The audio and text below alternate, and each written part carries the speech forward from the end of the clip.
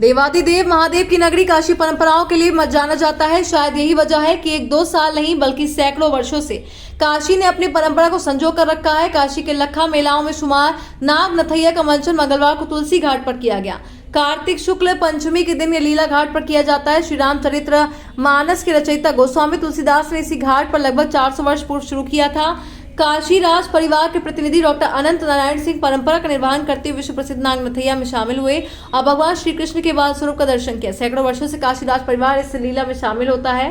गोस्वामी तुलसीदास द्वारा ये लीला अपने काशी घाट पर शुरू किया गया, तब से ये घाट पर नाग नथैया का मंचन होता है।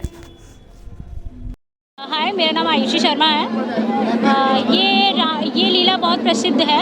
हम लोग यहाँ पे बहुत पहले से ही आके रुके हुए हैं। यहाँ पे लीला स्टार्ट होता है तो लोग 1 घंटे 2 घंटे बहुत पहले से ही आते हैं, क्योंकि कहा जाता है ये लीला बहुत पुराना है, बहुत पहले से ही प्रसिद्ध है ये लीला। तो यहाँ पे जल्दी आ जाते हैं और ये लीला देख के बहुत अच्छा लगा। परंपरा के अनुसार कैसा लगता है देखने में? बहुत अच्छा। कितने सालों से यहाँ नाग नथैया देखने आती है, क्या कहेंगे नाग नथैया बारे में? मैं तो यहाँ बचपन से आ रही हूँ, मेरी उम्र 45 प्लस है। क्या कहेंगे, भगवान गंगा यमुना बन जाती है, मार्ग मर्दन करते हैं, कालिया नाग करके भगवान, क्या कितने अच्छा लगता है देखकर मेले में?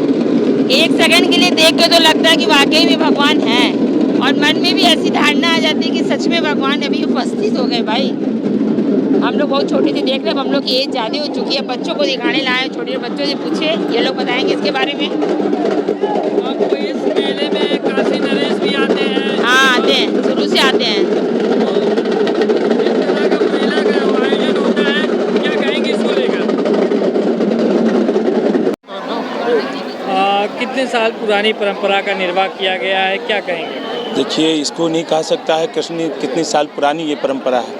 आदिकाल से चली आ रही है परंपरा, तो ये दर्शाया आज जा रहा है, ये कह सकते हैं कि दर्शाया जा रहा है। ये तो आदिकाल से चला आ रहा है। और रहने की बात रही, जो स्वरूप आपने देखा, आपका मन कितना विभोर होगा आप सब समझ सकते हैं। पूरी मीडिया, पूरे इंडिया के लोग यहाँ किस लिए आते हैं? इसीलिए आते हैं कि उनको लगता है कि साक्षात श्री कृष्ण भगवान उस स्वरूप में आके अपनी लीलाओं को दर्शा के लोगों को मनमोहित करते हैं। दूसरी बात यह है कि ये छठ का पर्व एक तो प्रारंभ है।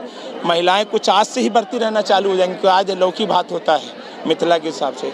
और उसके बाद ढलते हुए सूरज के एक तरफ पूजा, एक तरफ हमारे कालिया नाग के साथ उगते हुए श्री कृष्ण, इन दोनों की पूजा एक साथ हो रही है। ये बहुत अद्भुत चीज़ है। और पूरे ऑल ओवर इंडिया से हर कोई अपनी अपनी इच्छाएं लेके आता है। वो सोचता है प्रभु हमारे घर के, इन्हीं को समझ के, जैसे न कहते हैं कि कण कण में देव हैं, उस तरह से इन्हीं को ये देव स्वरूप समझ के कि भगवान हमारा बच्चा ठीक हो जाए, भगवान हमारे घर का कल्याण हो, हमारी उन्नति हो जाए, हमारे बच्चे की, ये कामना भी लोग लेकर यहाँ पे आते हैं, जो दिखता नहीं है लेकिन ये सारी चीज़ें हैं।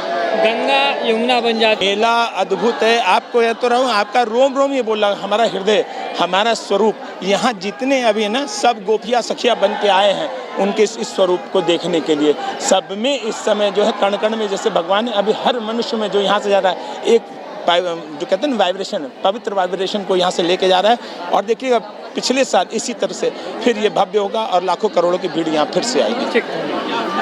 आज नाग नथैया की लीला है, इसका कितना वर्ष और क्या इसका महत्व है? देखिए, ये इसका मैसेज एकदम साफ है कि जब एक समय यमुना में कालिया नाग रहा करता था तो उसका जल एकदम विष उसमें घुला हुआ था और वो जल कोई प्रयोग नहीं कर पाता था।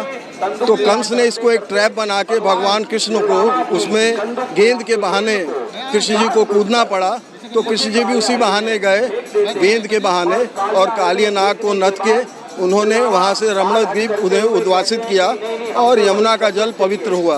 और ये गोस्वामी जी का शुरू किया हुआ लीला है, लगभग 450 वर्ष से ज़्यादा पुराना ये लीला है। और इसका प्रसंग जो है आपको श्रीमद् भागवत के 10वें स्कंद में है।